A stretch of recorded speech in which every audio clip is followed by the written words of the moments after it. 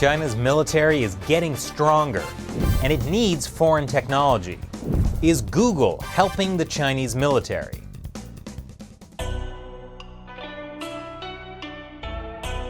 Welcome back to China Uncensored. I'm Chris Chappell. Google. It's not the first Western company to do business in China, not by a long shot. But when it comes to tech companies, Google was always the good guy, with its famous motto, "Don't be evil." That is, until Google conveniently removed that motto last year.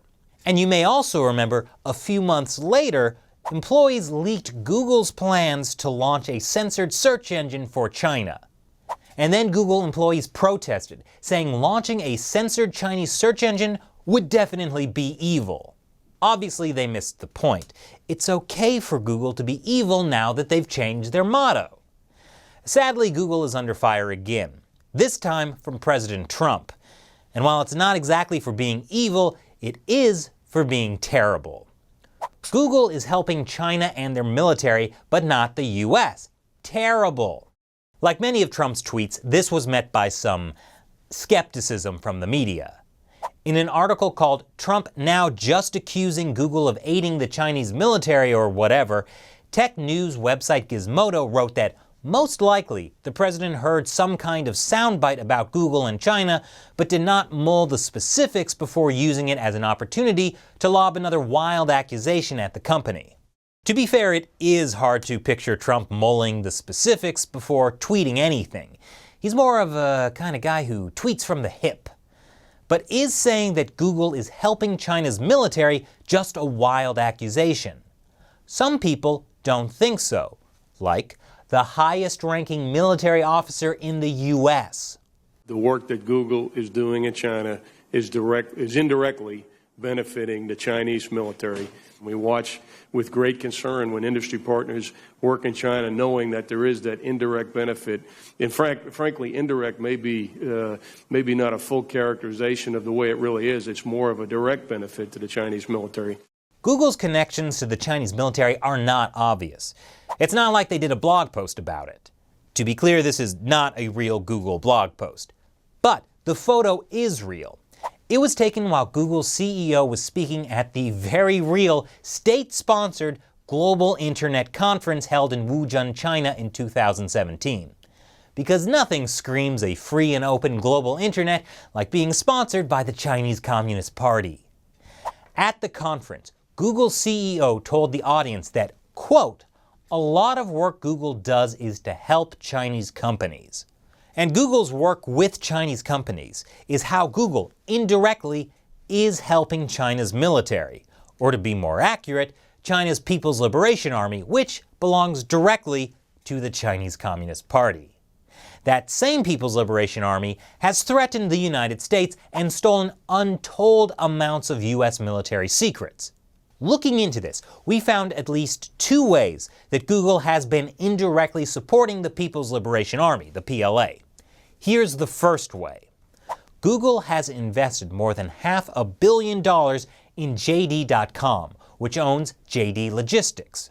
According to state-run media, back in 2017, the PLA Air Force signed a major agreement to cooperate with 5 Chinese non-military companies, including JD Logistics, to upgrade civil-military logistics integration. It looks like that partnership includes using JD drones and logistics software to deliver supplies for the Air Force. Chinese state media hailed the JD.com PLA Air Force partnership as an innovative specimen of civil-military fusion. And last year, JD Logistics signed a similar agreement with the PLA land forces. And since Google owns $500 million of JD.com, which owns a majority share in JD Logistics, it's a bit like Google is partnering with the PLA, indirectly. I know what you're thinking. Who cares about logistics and supply chains? Basically, every military in the world. Anyway, I'm sure JD.com is happy to be directly helping the PLA. Its CEO, Liu Qiangdong, is a celebrated Communist Party member. And civil-military fusion is one of Xi Jinping's key national strategies right now. It means private Chinese companies are supposed to help the military, Win-win cooperation for the military. So, Google is partnered with a Chinese company that has strong links to the Communist Party and is helping the PLA with logistics. Terrific. Here's the second way Google has been indirectly supporting China's military: artificial intelligence. At the end of 2017, Google opened up an artificial intelligence research lab in Beijing because science has no borders. The Chinese military would agree because it doesn't recognize borders between civilian and military technology. It's that whole civil-military fusion thing again. As former U.S. Deputy Defense Secretary Bob Work said, anything that's going on in Google's AI center in China is going to be used by the military. And anyone who's worked on AI programming knows it's a highly collaborative process where a lot of people share data to train their bots. So, why would Google set up an AI center in China? Well, one reason might be that they have access to huge amounts of data there and aren't so restricted by America's or Europe's pesky privacy laws. Google is also hiring a large number of local employees. As of last August, Google had 700 employees in China. Now, I don't know for sure if Google has a Communist Party branch, but in theory, companies in China, including foreign firms, are required by law to establish a party organization. Plus, Google has been encouraging Chinese developers to use TensorFlow, a Google software library useful for AI development. As China researcher Matthew Robertson puts it, aside from meeting Google's own research needs, Google's AI China Center will without doubt also help fertilize China's own AI ambitions and talent. And China's military is rushing to use artificial intelligence, so they'll be needing that talent. So while Google's AI research in China may not directly support China's military, the AI technology Google develops in China will almost certainly be used by China's military. If Google doesn't share technology with the Chinese military directly, its Chinese partners will. I mean, how could Chinese tech companies say no? Seriously, they're not allowed to say no to the party. So there you have it. Google is partnering with JD.com, which partners with the PLA.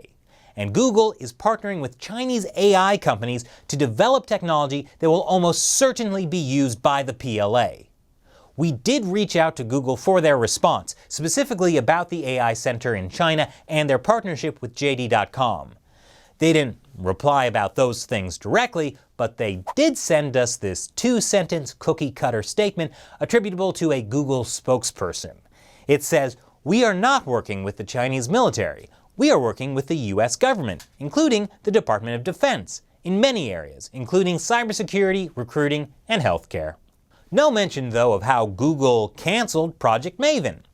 That was a partnership with the Department of Defense that supplied imaging tools used by American military drones. Google stopped Project Maven because lots of employees protested it. They didn't want Google's technology to be used for weapons. Not for American weapons, at least. So, when Trump tweeted that Google is helping China and their military, but not the U.S., terrible, he's mostly right. It is terrible. Of course, Google is in a tough spot. Even if it develops technology entirely for private use, the Chinese military can still buy it or co-opt it for weapons. But no one forced Google to set up an office in Beijing or to partner with Chinese tech companies that have ties to the Chinese military at a time when the Communist Party is demanding civil-military fusion. Now, just to be clear, Google is not the only U.S. tech company to have questionable dealings in China. In fact, I could make a whole video out of that, starting with Cisco, which basically built China's Great Firewall. Let me know in the comments below if you'd like to see that video. But I think we're all just a little more disappointed in Google, especially since it pulled out of China in 2010, seemingly out of principle.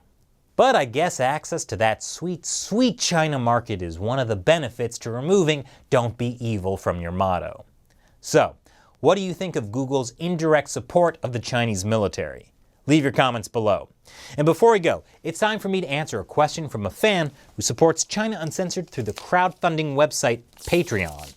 Blue Fox asks, "Hey Chris, what's your zombie plan?" That's a good question, given my last episode was about China's zombie apocalypse. Well, zombie company apocalypse, sort of different. But if there were a real zombie attack, I'd just head over to the Fashion Institute of Technology in New York. It's ranked one of 8 buildings around the world to help you survive the apocalypse because it has relatively few windows and is made of concrete. It sure is ugly, but it'll do in a pinch.